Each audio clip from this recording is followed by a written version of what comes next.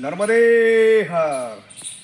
काल आम्ही नमस्कार मित्रांनो, मी अजय सांदेकर, माझ्यासोबत नितीन मुळे अभिमत चॅनलमध्ये आपलं सगळ्यांचं स्वागत करतो.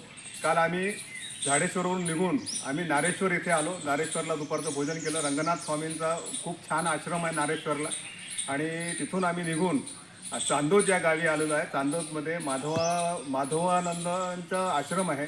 अत्यंत सुंदर असा आश्रम आहे. इथे गोशाळा आहे. गोशाळेमध्ये जवळपास 300 गायी आहेत आणि अत्यंत सुंदर गायी आहेत. आणि माझ्या मागे जी आहे ती माधवानंदांची समाधी आहे. झाडेश्वरपासून चांदोद हे अंतर 82 किलोमीटर आहे. आणि आम्ही तिथून 5 किलोमीटरवरती कुबेर भंडारी धाम आहे. कुबेर भंडारी धामला आम्ही आता पोहोचलेलो आहोत. कुबेर भंडारी धामचं महत्त्व असं आहे की कुबेर जे आहेत हे रावणाचे सावत्र भाऊ होते, आणि कुबेराने इथे तपश्चर्या केली. तपश्चर्या रावण प्रत्येक वेळेला येऊन, म्हणजे इथे जे सांगितलेली जी कथा आहे ती कथा तो आपल्याला सांगतो आहे. रावण प्रत्येक वेळेला कुबेर भंडारींची तपश्चर्या जी आहे ही भंग करत होता.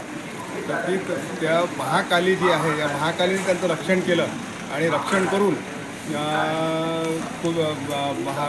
महादेव कुबेरांना प्रसन्न झाले. त्यामुळे इथे हे मंदिर स्थापन झालेलं आहे. पासून आम्ही आता गरुडेश्वरला पोहोचलो आहे. चांदोदपासून गरुडेश्वरचं अंतर 44 किलोमीटर आहे. मी जो उभा आहे इथे वासुदेव सरस्वती टेंबे स्वामी यांची समाधी आहे. वरती दत्त मंदिर आहे. इथे चांगली भोजनाची, राहण्याची अत्यंत उत्तम व्यवस्था आहे. परिक्रमा करणाऱ्यांनी एकदा गरुडेश्वरला जरूर यावे. नर्मदे हर. आम्ही नानी अंबाजी म्हणून इथे एक आश्रम आहे, त्या आश्रमामध्ये इथे मुक्काम केला. शूलपाणीची झाडी सुरू झालेली आहे.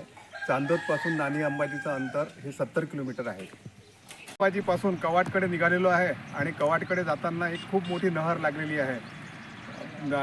गुजरात समृद्ध होण्याचं कारण, किंवा नर्मदेचं खोरं समृद्ध होण्याचं कारण ह्या नहर आहे. या नहरेमधून अक्षरशः म्हणजे बाजूला छोटे छोटे कॅनल काढलेले आहेत. या छोटे कॅनलमुळे सगळीकडे इरिगेशन होत आहे. अत्यंत सुंदर असा भाग आहे.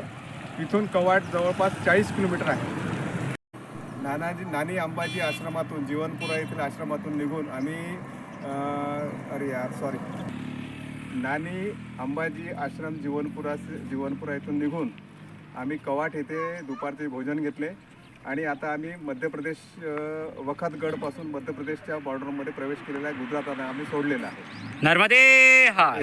नर्मदे हर. काल रात्री आम्ही कोसरी या इथे नर्मदा आश्रमामध्ये रात्री मुक्काम केला. पूर्ण चुलपाणीचं जंगल होतं. चुलपाणीचं जंगल पूर्ण पार करून 2 दिवस इथे नेटवर्क नव्हतं, त्यामुळे आम्ही व्हिडिओ टाकू शकलो नाही. आज आम्ही कोसरियापासून जवळपास 70 किलोमीटर इथे आलेलो आहोत.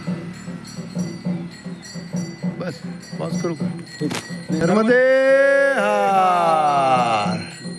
ठीक आहे. सूर्य मावळतोय छान.